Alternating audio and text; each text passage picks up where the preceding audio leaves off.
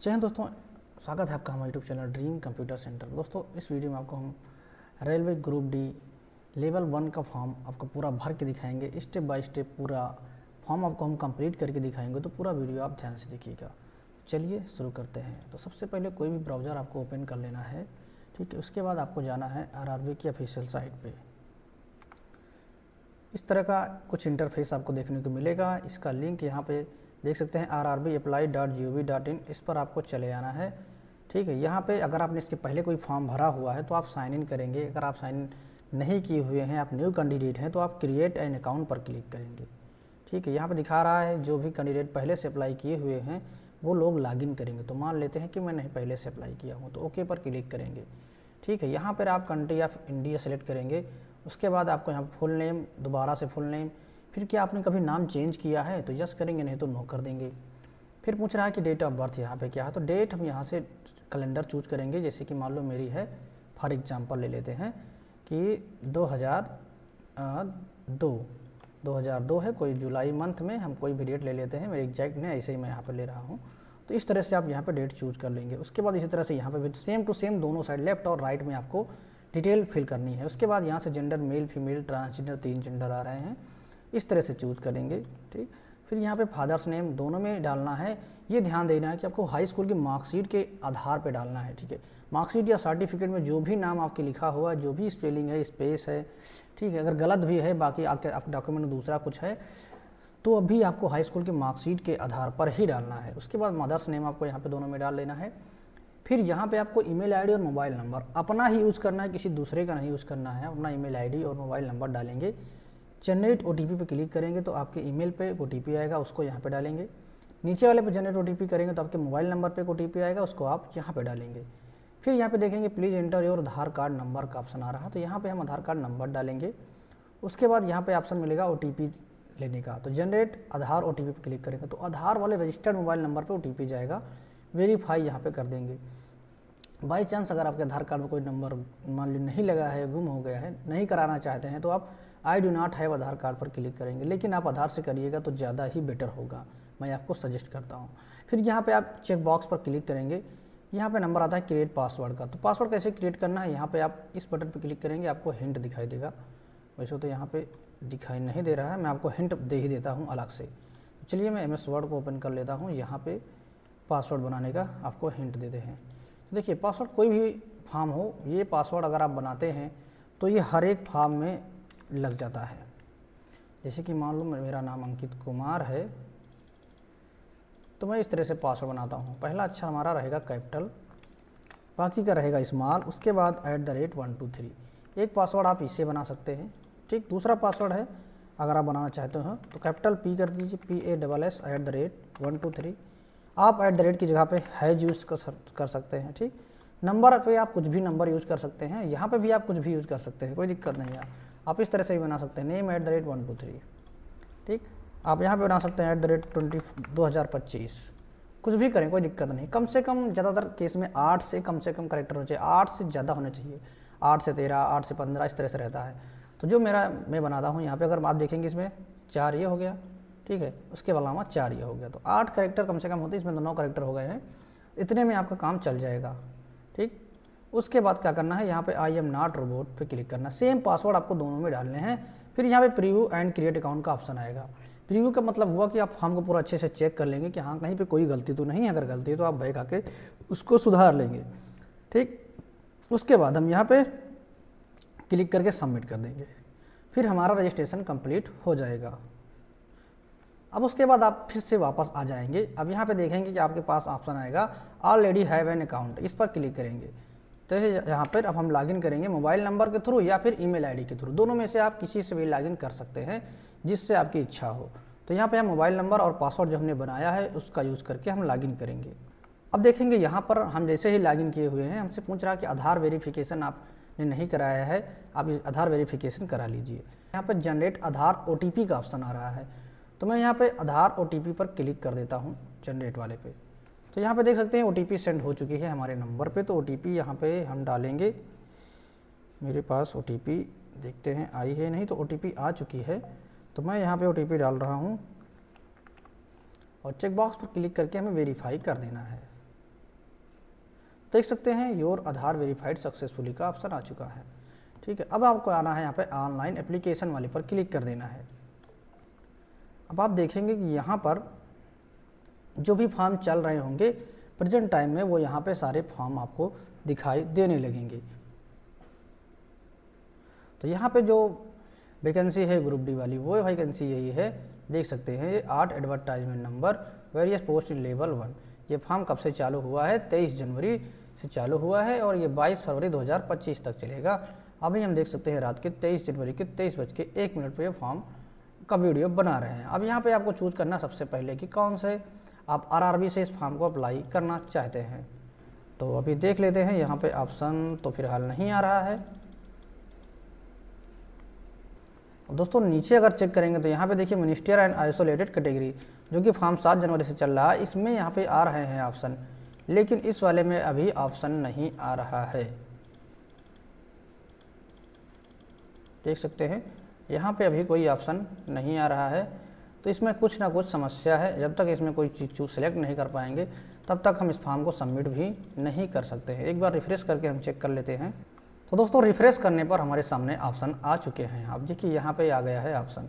अब किस जोन से आप फॉर्म को अप्लाई करना चाहते हैं वो आप सेलेक्ट करेंगे। बाई चांस अगर आप प्रयागराज सेलेक्ट करते हैं तो मैं यहाँ पे देखिए प्रयागराज को सिलेक्ट कर लेता हूँ। उसके बाद हम यहाँ पे क्लिक करेंगे कि मैं कभी भी आरआरबी या आरआरसी के द्वारा डिबेट नहीं किया गया हूँ, मुझे हटाया नहीं गया है। मैं नेक्स्ट पर क्लिक कर दूँगा।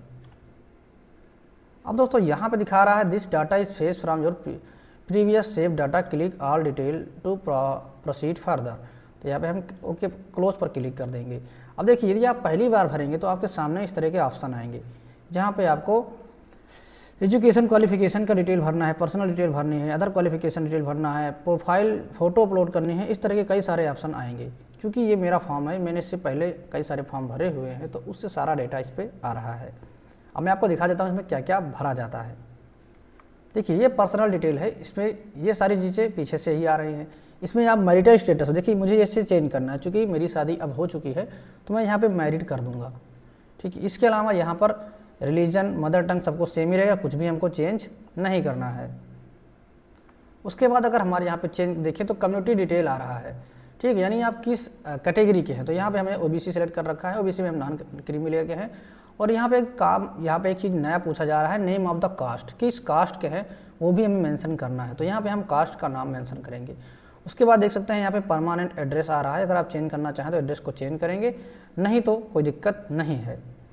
अब लास्ट में देखेंगे यहाँ पे सेव एंड नेक्स्ट का ऑप्शन आ रहा है, तो सेव एंड नेक्स्ट पर हम क्लिक कर देंगे। उसके बाद यहाँ पे देखेंगे अब नंबर आ रहा है कैटेगरी डिटेल्स का। ठीक है, एक सर्विसमैन है या नहीं है, पर्सन विद बेंचमार्क डिसेबिलिटी है या नहीं है।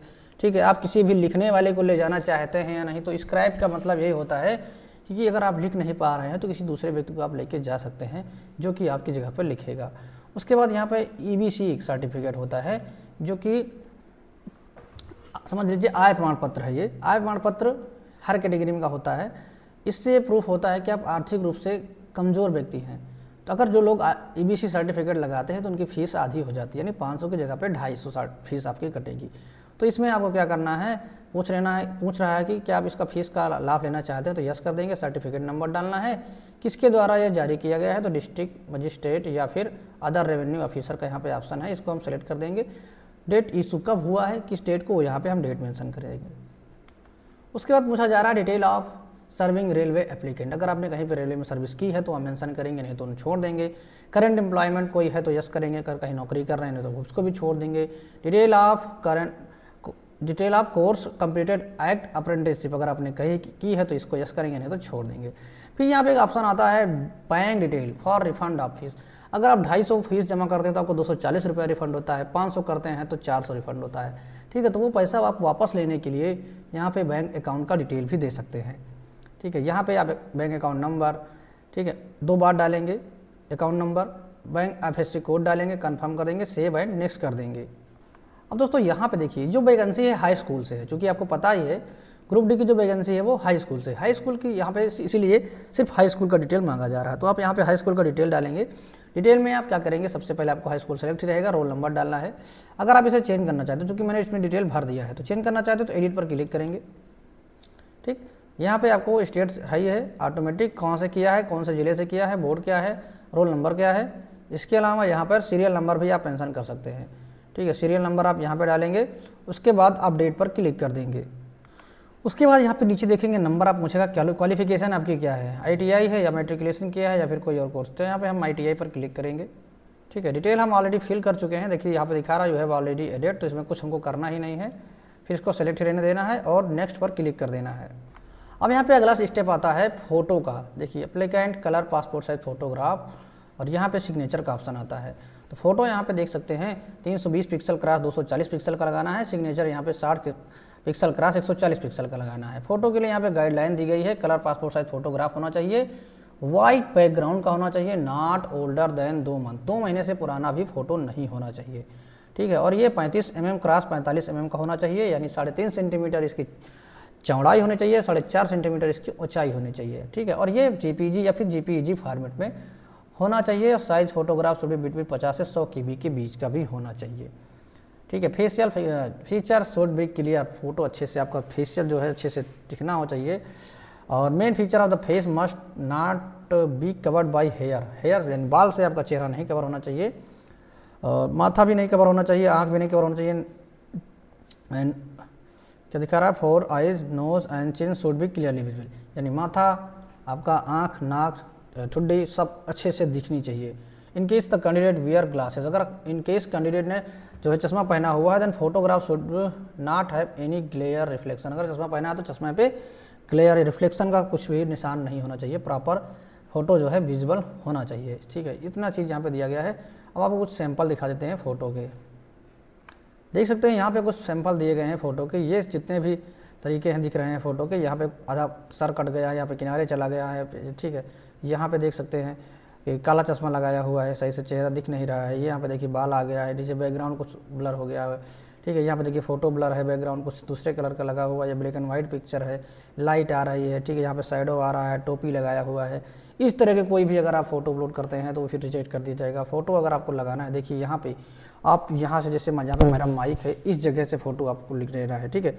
यहाँ से पूरा लेंगे आप सिर तक का, ज़्यादा नीचे का आपको फ़ोटो नहीं लेना है। आप चाहें तो यहाँ सीना तक कर ले सकते हैं, ठीक है। ये नहीं सिर्फ गर्दन ही गर्दन रहे, थोड़ा सा आप नीचे ले सकते हैं, कोई इशू नहीं है।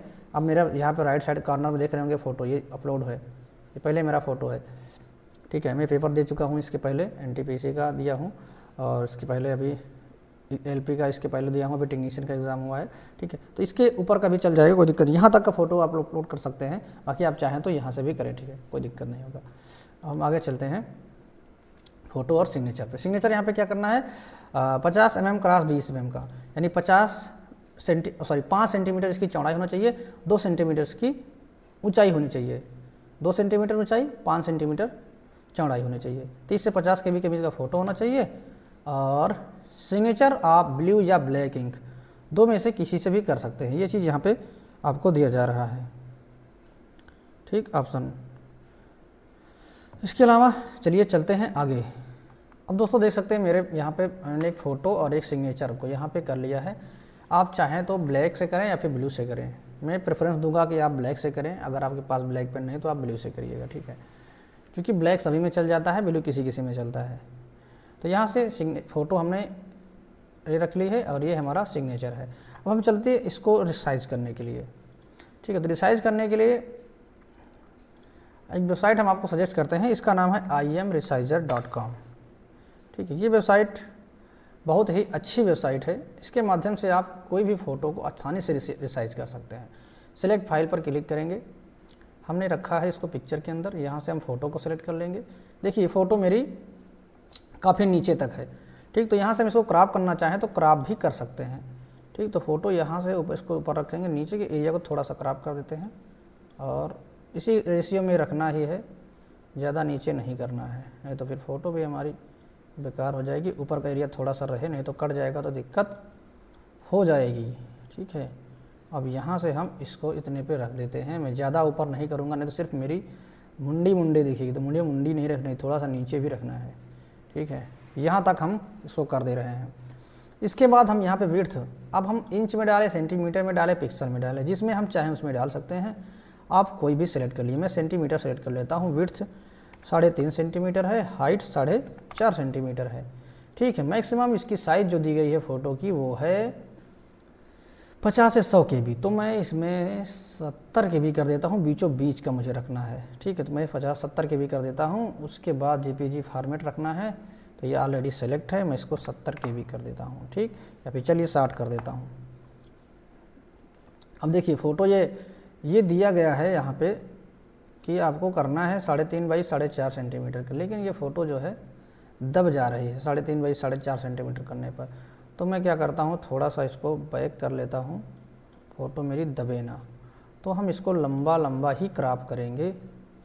ठीक, अब यहाँ से क्रॉप हम ले लेते हैं। ठीक, इसको अब हम इस तरह से क्रॉप करेंगे। ये देखिए इसमें फ़ोटो भी लग के आ रहा है 3.5 बाई 4.5।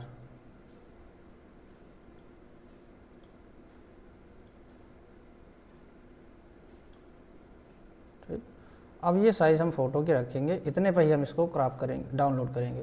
तो नेक्स्ट डाउनलोड पर हम कर देते हैं क्लिक। DPI बोला नहीं है, साइज़ हमने दे ही दी है, फॉर्मेट हमारा JPG ही रखना है। ठीक है, इतने पे हम इसको डाउनलोड कर देते हैं। अब दोस्तों डाउनलोड करने के लिए आपको नीचे नहीं आना है, ऊपर यहाँ पर नेक्स्ट डाउनलोड का ऑप्शन दिखाई देगा, आपको यहाँ पर क्लिक कर देना है। तो फ़ोटो तो मेरा रिसाइज हो चुका है और डाउनलोड भी हो चुका है, यहाँ पे देख सकते हैं IM रिसाइजर के नाम से। अब इसको हम रीनेम करेंगे। ये 55.9 KB के डाउनलोड हुआ है। अब यहाँ से हम क्या करते हैं, इसको बैक कर लेते हैं, या फिर यहाँ से हम इसको कर देंगे रिफ्रेश। ठीक, रिफ्रेश करेंगे तो अब फिर से सिलेक्ट करने का ऑप्शन आएगा। अब हम सिग्नेचर को सिलेक्ट करते हैं। सिग्नेचर के लिए यहाँ पे हमको डायमेंशन देखना है, कितना है, 50x20 mm। ठीक, यानी 50 mm इसकी चौड़ाई होनी चाहिए, 20 mm इसकी ऊंचाई होनी चाहिए। तो यहाँ पे हम सेंटीमीटर सेलेक्ट कर लेंगे। विड्थ हम डालेंगे 50, सॉरी यहाँ पे 50 नहीं डालना है, 5 सेंटीमीटर। हाइट डालना है 2 सेंटीमीटर। इसके अलावा साइज़ यहाँ पे दी गई है अभी 30 से लेकर के 50 KB के बीच, तो इसको हम रख देते हैं 40 या 45 KB। ठीक, 50 चलिए 45 ही कर देते हैं। तो हम नेक्स्ट डाउनलोड पर क्लिक कर देंगे। अब ये फाइल भी हमारी रेडी हो गई 42 KB के अंदर। हम चलते हैं इस फाइल को रिनेम करते हैं, क्योंकि कभी कभी क्या होता है, कोई फॉर्म इस फाइल जो इस तरह के यहाँ पे रिटर्न में रिनेम होता है तो वो फाइल को लेता नहीं, तो हम पहले से रिनेम कर लेंगे इसको। अब देखिए ये हमारी पहले वाली फ़ोटो है, ये हमारी बाद वाली फ़ोटो है। इस पर हम लिख देंगे, यहाँ पे हम लिख दे रहे हैं साइन, और इस वाले में लिख दे रहे हैं फ़ोटो। ठीक, बस इतने में हमारा काम हो जाएगा। अब हम इसको अपलोड करके चेक करते हैं यहाँ पे। तो ब्राउज़ पर क्लिक करेंगे, हमने रखा है पिक्चर के अंदर, इस पर जाएंगे, ये वाली फ़ोटो हमारी है, इस पर क्लिक कर देंगे। अब देखेंगे यहाँ पे हमको कुछ करने की ज़रूरत ही नहीं है, यहाँ पे ना माइनस करने की ज़रूरत है, ना प्लस करने की ज़रूरत, सीधे सेलेक्ट करने की ज़रूरत है बस। अब ये फ़ोटो हमारा ले लिया है। उसके बाद सिग्नेचर पे जाएंगे, सिग्नेचर को हम सेलेक्ट करेंगे। कुछ भी करने की ज़रूरत नहीं है, ऑलरेडी सेट है। अब इसको थोड़ा सा बढ़ाना चाहें तो बढ़ा सकते हैं। देखिए माइनस होने का यहाँ पे ऑप्शन दिया नहीं है, अभी जूम ही कर सकते हैं इसको बस। ठीक है, तो यहाँ से हम इस सही पे निशान पर क्लिक कर देते हैं। तो नीचे देखेंगे हमारा सिग्नेचर अपलोड अभी नहीं हुआ है, इसका रीज़न क्या है, नहीं दिखा रहा। मैं फिर से करता हूँ।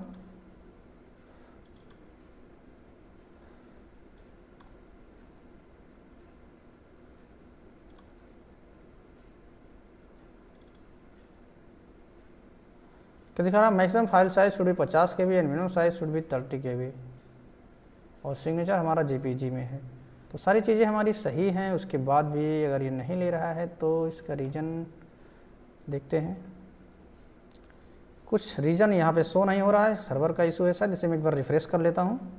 तो दोस्तों अभी सर्वर में प्रॉब्लम होने की वजह से ये फ़ोटो तो अपलोड हो गया, लेकिन सिग्नेचर नहीं अपलोड हो रहा, और उसका प्रॉपर कोई रीज़न भी नहीं दिखा रहा है कि किस रीज़न से ये सिग्नेचर अपलोड नहीं हो रहा है। ठीक है, जैसे ही कोई रीज़न पता चलता है, सर्वर सही होता है, हम आपको अगले वीडियो में बता देंगे, या फिर हम सेपरेट वीडियो बना देंगे अलग से ही, सेपरेट किस तरह से फ़ोटो और सिग्नेचर को रिसाइज करेंगे और किस तरह से उसको हम अपलोड करेंगे। ठीक है, तो आई होप आपको वीडियो अच्छा लगा होगा, और हमको मेरा प्रयास अच्छा लगा तो लाइक करिए, चैनल पर नए सब्सक्राइब कर लीजिए। कुछ भी आपको पूछना है तो आप कमेंट बॉक्स में कमेंट करके पूछ सकते हैं। मिलते हैं हम नेक्स्ट वीडियो में, तब तक के लिए बाय, टेक केयर, जय हिंद, वंदे मातरम।